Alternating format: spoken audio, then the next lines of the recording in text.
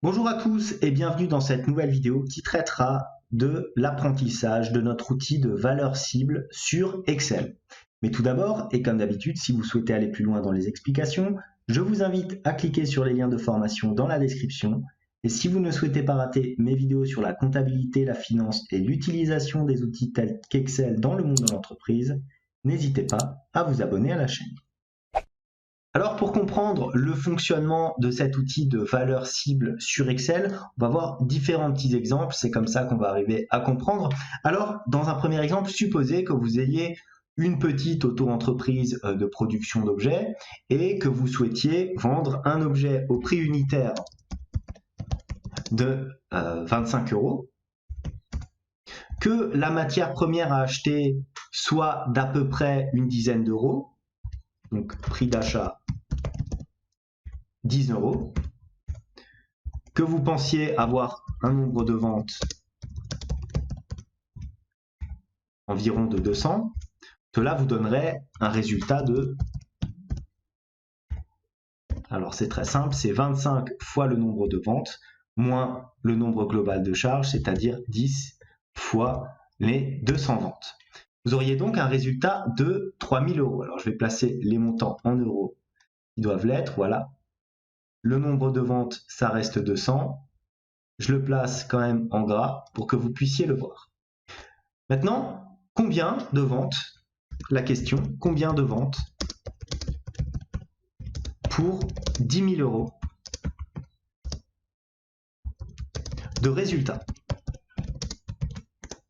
Alors pour répondre à cette question, nous allons utiliser notre valeur cible. Donc pour ce faire, on va ici regarder dans l'onglet de données. On clique dans données. On va ensuite dans le petit sous-menu ici de prévision. On clique sur analyse d'un scénario. Voilà, vous voyez une petite fenêtre qui apparaît. Valeur cible. Et là, vous avez différentes cellules. Alors, cellule à définir. Qu'est-ce que c'est? C'est la cellule finalement que l'on souhaite modifier. C'est la cellule avec le résultat final. Donc, il s'agit ici du résultat. C'est la cellule à définir. Quelle valeur souhaitons-nous obtenir dans cette cellule-ci? Alors, dans ma question, je mets 10 000 € de résultat. Par conséquent, la valeur à atteindre, ça sera 10 000 € de résultat. Quelle sera la cellule à modifier? Alors là, on souhaite modifier le nombre de ventes. Donc, tout simplement, cellule à modifier, on va cliquer ici, notre cellule du nombre de ventes. Vous voyez qu'il y a directement des dollars afin de figer les différentes cellules. Une fois que j'ai fait ça, regardez, j'appuie sur OK et j'obtiens, alors j'appuie encore sur OK, voilà, j'écarte ma cellule, j'ai directement le nombre de ventes nécessaire à l'obtention de mon résultat ici de 10 000 €. Alors naturellement, hein, comme vous le savez, on ne peut pas vendre 0,6 d'un produit, donc on sera ici à 667 ventes accomplies pour pouvoir atteindre 10 000 € de résultat. Voilà donc pour ce premier exemple. Passons au deuxième exemple. Alors dans ce deuxième exemple de l'utilisation de notre valeur cible, nous allons cette fois-ci observer ce qui se passe avec une fonction d'emprunt. Par exemple, supposez un capital emprunté que nous allons définir, un taux fixe qui sera égal à 4%, donc je place tout ça en pourcentage, voilà, donc 4%, un montant payé mensuel de maximum 500 €. J'écarte un petit peu ma colonne. Voilà, 500 €. Et une durée en mois qui sera donc à modifier. En mois comme ceci. Pour l'exemple, on va mettre par exemple 10 mois. On va calculer quel capital pouvons-nous emprunter, sachant qu'on souhaite rembourser sur une durée de 10 mois à un taux de 4%, maximum 500 €. Donc pour ce faire, on va utiliser la formule de valeur actuelle d'un investissement. Donc notre fonction de valeur actuelle prend en compte le taux, c'est-à-dire notre cellule B4. Attention, comme ici nous sommes sur une durée en mois, il faudra diviser le taux par 12. Point virgule. Maintenant, il nous faut le nombre de périodes. c'est-à-dire notre durée en mois. Point virgule, le montant maximum payé par mois, c'est-à-dire les 500 euros. Attention, c'est un point virgule, les 500 euros comme ça, point virgule, on met un 0, on ferme notre parenthèse et on appuie sur Entrée. Regardez, j'ai un montant négatif. Pourquoi? Pour la simple et bonne raison qu'ici, c'est une sortie, c'est un décaissement, donc il considère que c'est un moins. Pour pallier à ça, il suffit de mettre un moins dans la formule, et voilà.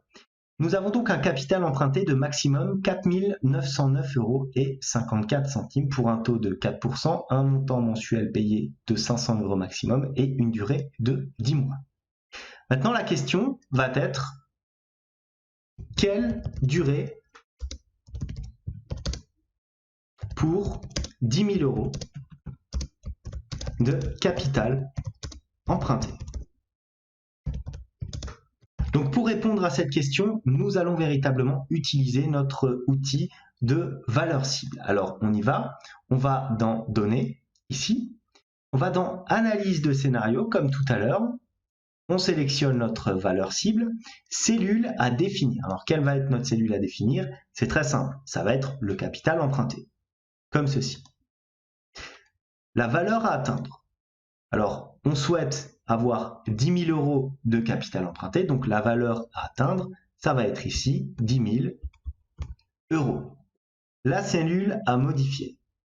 On souhaite savoir quelle est la durée, donc le seul paramètre représentant la durée ici dans notre exemple, c'est naturellement ici la durée en mois, c'est-à-dire les 10 mois. Donc notre cellule B6. Une fois qu'on a rempli ça, on appuie sur OK. Et voyez, le calcul se fait automatiquement avec les différents paramètres. Donc, ce que notre fonction de valeur cible nous dit, c'est que pour emprunter un capital de 10 000 € au taux de 4% avec un montant mensuel de remboursement de 500 €, la durée de remboursement sera d'à peu près 21 mois, pour être précis, 20,7 mois. On appuie sur OK, et voilà donc notre exemple au niveau des prêts bancaires. Dans ce troisième et dernier exemple, on va utiliser un cas qui vous parlera sûrement beaucoup plus. Il s'agit d'un calcul de moyenne. Donc supposez que vous ayez plusieurs matières scolaires, donc on va mettre français, maths, anglais,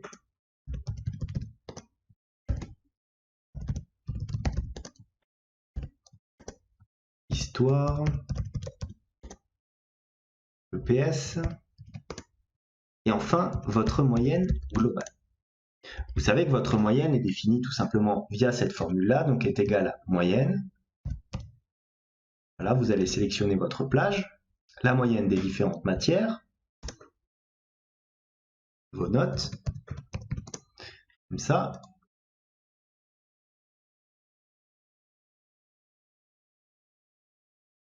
Voilà, supposez qu'en maths, vous ayez eu 13, en français, on va mettre 8, en anglais 8, en physique, on va mettre plutôt 11, en SVT, on va mettre 10, en histoire, on va mettre 8, et il nous reste maintenant l'EPS.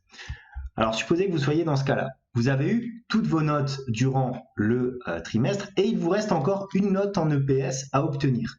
Quelle note devez-vous obtenir pour que votre moyenne générale soit de 10?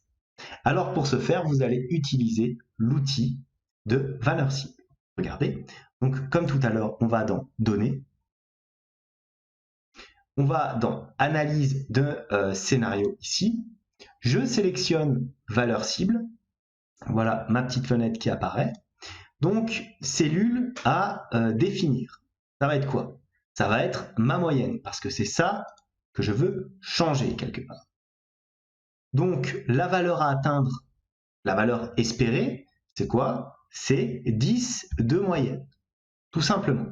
La cellule à modifier, la matière qui nous reste encore à passer pour notre examen final, ça va être l'EPS, donc c'est-à-dire notre cellule P9 ici. Voilà. Regardez maintenant, je vais appuyer sur OK. Vous voyez que la cellule travaille et j'obtiens donc 12 en EPS. Il me faut donc un 12 dans cette matière-là pour obtenir une moyenne de 10 à l'ensemble de mon relevé de notes. Voilà donc pour ces 3 petits exemples. J'espère que cette vidéo va vous aider à travailler avec l'outil de valeur cible. Comme d'habitude, si vous avez apprécié, n'hésitez pas à liker la vidéo, à me mettre éventuellement un commentaire de suggestion. En tout cas, moi je vous dis merci et à bientôt pour une nouvelle vidéo.